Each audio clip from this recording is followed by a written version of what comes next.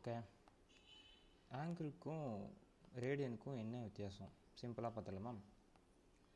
ஆங்கிள்ன்றது என்ன? நமக்கு ஒரு லைன் இருக்குது, அந்த லைன் எவ்வளோ ரொட்டேட் ஆகிருக்கு அப்படின்னு மெஷர் பண்ணுறதுக்காக நம்ம ஆங்கிள் யூஸ் பண்ணுவோம். லைக் நம்ம டிகிரி யூஸ் பண்ணி ஆங்கிளை மெஷர் பண்ணுவோம்.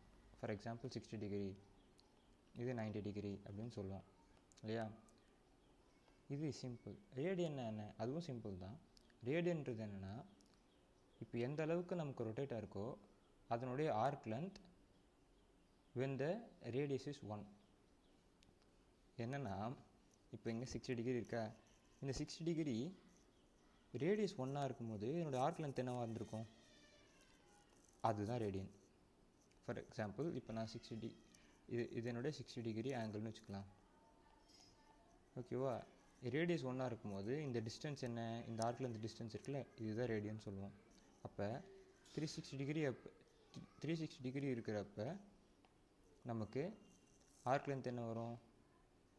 ரேடியஸ் 1 இருக்கும்போது 2π, ஏன்னா ரேடியஸ் 1 2πr இல்லையா?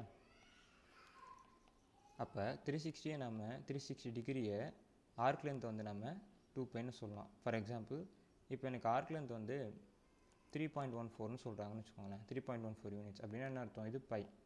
360 டிகிரி வந்து 360 டிகிரியை அதனுடைய ஆர்க் லென்த், அதனுடைய ஃபுல் ஆர்க் லென்த் வந்து ரேடியஸ் 1 இருக்கும்போது நம்ம 2πன்னு சொல்கிறோம். இப்போ பைனா எத்தனை டிகிரி இருக்கும்? 180 டிகிரியை நம்ம π ரேடியன்னு சொல்கிறோம். ஓகே, இந்த அனிமேஷனில் நமக்கு அதுதான் தெரியுது. இந்த இடத்துல ஆங்கிளுக்கு பதிலாக நம்ம ரேடியன் பார்த்துருக்கோம்.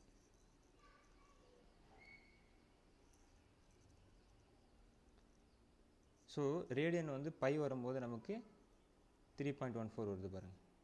That's it.